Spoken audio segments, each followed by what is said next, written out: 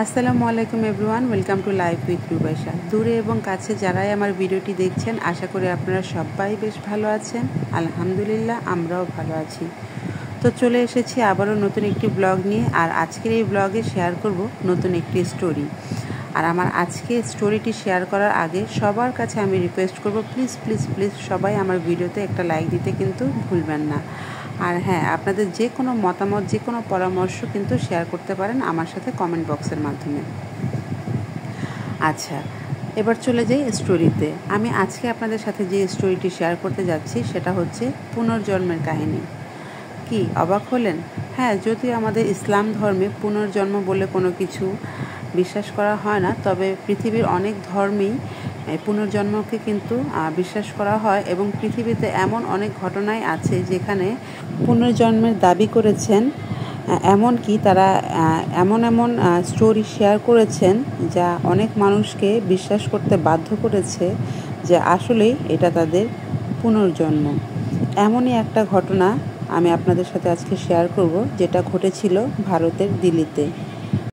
12ই December 1926 সালে দিল্লির একটি পরিবারে একটি মেয়ে জন্মগ্রহণ করে। তার বাবা মা তার নাম রাখেন শান্তি দেবী। এই শান্তি দেবী 4 বছর বয়স হওয়ার পর থেকে তার আগের লাইফের স্টোরিগুলো তার বাবা মার কাছে শেয়ার করতে থাকে। সে বলতে থাকে আগের জন্মে সে মথুরায় তার স্বামী কেদারনাথের সাথে থাকত, কিন্তু তার পরিবার তার এই কথা বিশ্বাস করেনি। পরবর্তীতে শান্তি দেবী যখন 6 বছর বয়স হয়, তখন বাসা থেকে পালিয়ে যায় মথুরার উদ্দেশ্যে তার স্বামীর সাথে থাকার জন্য। কিন্তু ছোট হওয়ায় সে মথুরা পর্যন্ত পৌঁছাতে পারেনি, পুনরায় দিল্লিতে ফিরে আসে এবং পরবর্তীতে তার স্কুলের ক্লাসমেট ও শিক্ষকদের সাথে তার পুনর্জন্মের বিভিন্ন ঘটনা শেয়ার করতে থাকে। সে বলে মথুরায় তার স্বামী কেদারনাথের সাথে সে থাকতো এবং তার বাচ্চা হওয়ার 10 দিন পর আকস্মিকভাবে সে মারা যায়। তার এই স্টোরিগুলো শুনে শিক্ষকরা চিন্তিত হয়ে পড়ে এবং ফাইন্ড আউট করার চেষ্টা করে আসলেই মথুরায় কেদারনাথ নামে কোনো ব্যবসায়ী আছে কি না।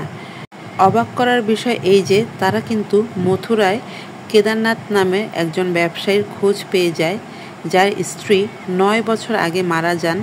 এবং সবচাইতে আশ্চর্যজনক ঘটনা ছিল যে এই কেদারনাথের ওয়াইফও কিন্তু তার বাচ্চা হওয়ার 10 দিন পর আকস্মিকভাবে মারা যায়। বন্ধুরা, আপনাদের সাথে গল্প শেয়ার করতে করতে আমি কিন্তু স্কুলেও চলে এসেছি। আর স্কুলের ওয়েদারটা দেখেন, কত সুন্দর একটা ওয়েদার, বৃষ্টি পড়ছে আর এই যে বাচ্চারা কতটা না এনজয় করছে। যাই হোক, আমি আবার স্টোরিতে ফিরে যাই। তারপর শিক্ষকরা এই ঘটনা জানার পর পুরো ভারতে এই ঘটনা নিয়ে তোলপাড় শুরু হয়ে যায়। এমনকি মহাত্মা গান্ধীর কান পর্যন্ত এই ঘটনা চলে যায়। তখন মহাত্মা গান্ধী একটি তদন্তকারী দল গঠন করে দেন, দ্রুত সময়ে এই ঘটনার সত্যতা যাচাই করার জন্য অর্ডার দিয়ে দেন। তদন্তকারী দল শান্তি দেবীকে নিয়ে যখন মথুরায় কেদারনাথের বাসায় যায়, তখন শান্তি দেবী কেদারনাথের বাসার সবাইকে চিনতে পারে, সবার নাম বলে দিতে পারে। এমনকি শান্তি দেবী কেদারনাথের স্ত্রী, যার নাম ছিল লুগরি দেবী, সে একটা নির্দিষ্ট স্থানে টাকা জমিয়ে রাখত, সেই জায়গাটাও দেখিয়ে দিতে সক্ষম হয়েছিল। তার এই সব আচরণ তদন্তকারী দল এবং কেদারনাথের পরিবার সবাইকেই কিন্তু ভাবিয়ে তুলেছিল। যাই হোক, আমার আজকের স্টোরি এই পর্যন্তই।